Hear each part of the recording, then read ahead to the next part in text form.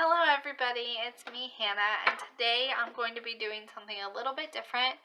I'm going to be talking about non-bookish things, but something that's also very near and dear to my heart, which is video games. And I love video games. I have played, I started with computer games when I was young at, I don't know, maybe like the second or third grade with the Nancy Drew games. I actually just started playing on like the PS3 and PS4 maybe like 4 years ago. It was like after my daughter was born and I was breastfeeding and I was bored and I don't know, I just needed to do something else other than read. So I also want to say my family's in town, so my dad is sleeping in the room where my bookshelf was, so now I have this like really, I guess, aesthetically pleasing fireplace, which I hope is good enough, but we'll see.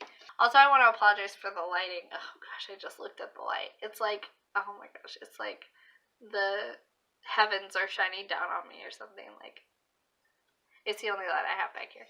I'm going to start with the games that I played on PC, and then I'll go to PS4 games. So anyways, to start it off, I started playing the Nancy Drew PC computer games by Her Interactive in the third grade, I think. Maybe the second. I don't know. Those are probably, and I still play them because they're still coming out. There's like 32 games out. So if you want to have a game that will last you like forever, go to those because they're so much fun.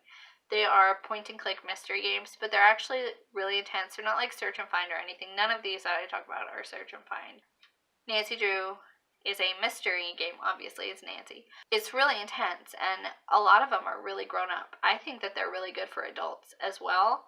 I mean, I still play them. Like, I still replay them. And if you like a good mystery point and click game that's not really like shoot 'em up or, I don't know, it's like all RPG. You're basically playing as Nancy. The next game is by Jane Jensen, and it is called Gray Matter, and it's also a point and click adventure game.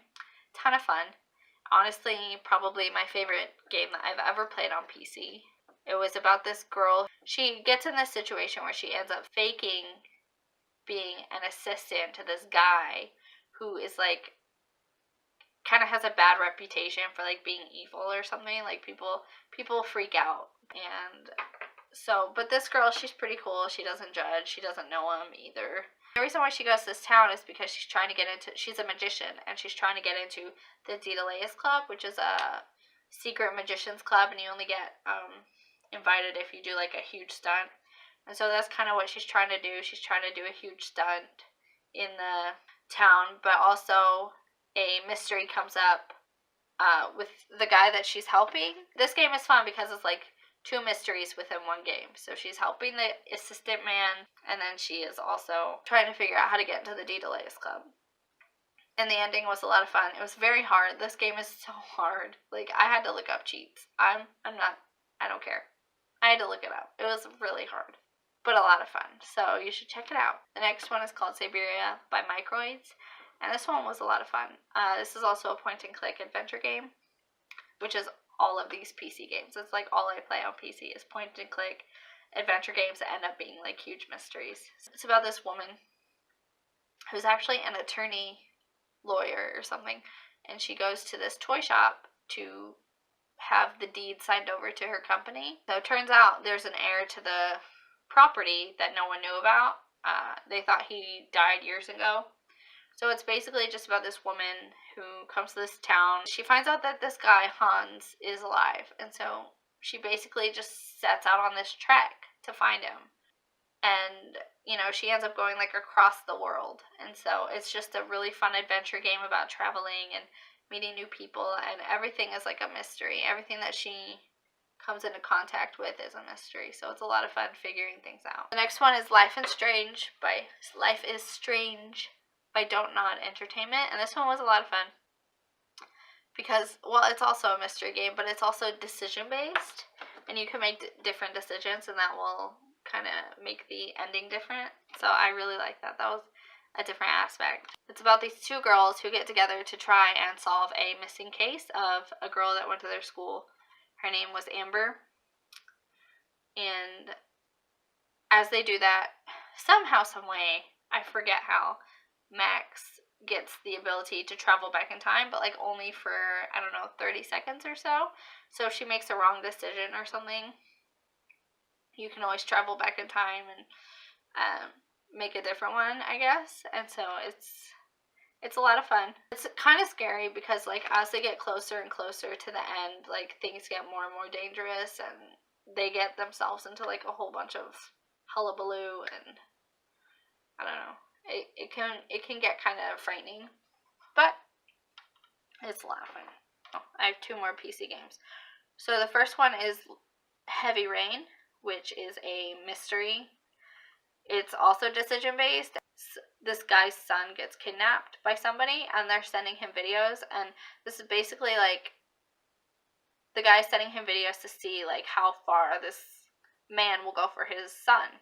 And it's about this detective trying to figure it out, and I think you play from a few different perspectives. I played it a long time ago. Yeah, it's just basically about the detective trying to help this man find his son, and then you play as the dad, and he has to do all these horrible things to try and get to his son. And you can have, like, different endings. You can die, you can not do something right, and your son can die, but you live, and, like, you can die, you can win the game by not dying and finding your son, basically. So it's a lot of fun. I would recommend it if you like, I don't know, thriller, mystery, murder. So anyways, that's all of my PC games that I've played on PC. I think some of them you can play on different consoles, but these are just what I played on PC, and they all worked fine. So, and I don't have a very good computer, so yeah. So the next couple of games are what I started playing on my consoles, like PS3, PS4. So these next 7 games are my all-time go-to favorites forever and ever and ever. And that would be, they're all by BioWare, very popular.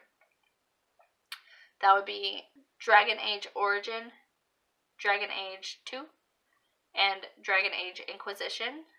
This is the 3rd one. There's another series that they did, Mass Effect 1, Mass Effect 2, Mass Effect 3. And then there's also a Mass Effect 4, Andromeda, which is completely different from the first 3. It's still in the same universe and everything, but it's like 600 years in the future. So anyways, about these games, it's really hard to go into the plot because the plot is so complex on each game. There are RPG games with, like, a little bit of combat. Actually, it might be a lot. It might be really hard for some people, but I play on casual every single time.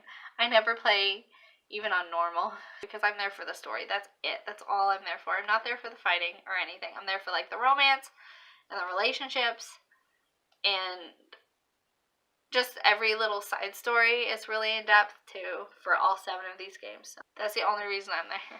And they're really good.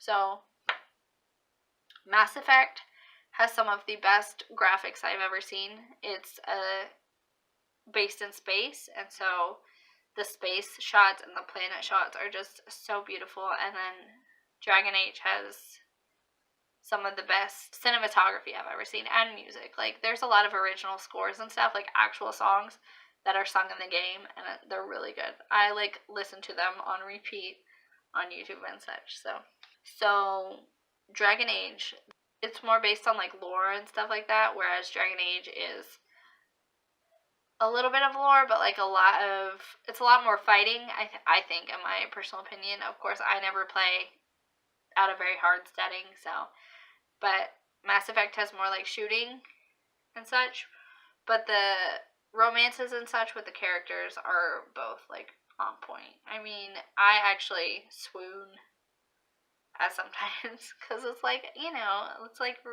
reading a romance or watching a romantic movie and something happens and you're like, oh, swoon.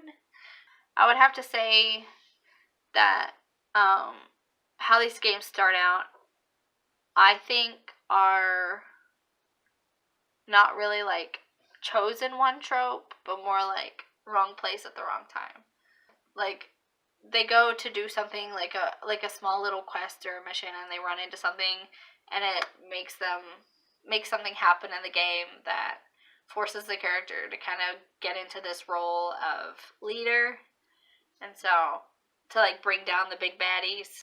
Mass Effect is a lot easier to talk about in depth because the first 3 games are all about just beating this technological alien from the past that is now coming back, and so yeah, it's just all about that.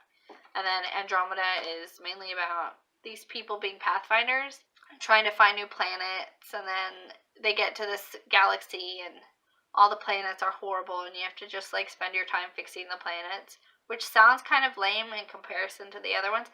But after I got over the fact that like none of the old characters are in and I just need to like enjoy myself or I'm not gonna, this experience is gonna suck, I got into it and I really enjoyed it. So yeah, that is, I would definitely, and if they made that one into like a series, I would definitely watch it. It's a lot of fun. Dragon Age, it's very interesting because each game I feel like could be a standalone. The first one I played was a lot of fun, but the ending like ended and it could have been a standalone. But then we go into the second game, and honestly, the second game was kind of a commercial for the third game because like the big baddie in the third game ended up in the second game, like at the very end of the second game. So it was a lot of fun. That game a lot of people didn't like because it was so different, but I liked it because it was so dark. It was very dark and like, I don't know, I think it was the darkest game out of all three of them, and it just touched on a lot of sensitive subjects. Okay, well, this video is done, so I hope you enjoyed it, and I will see you next video.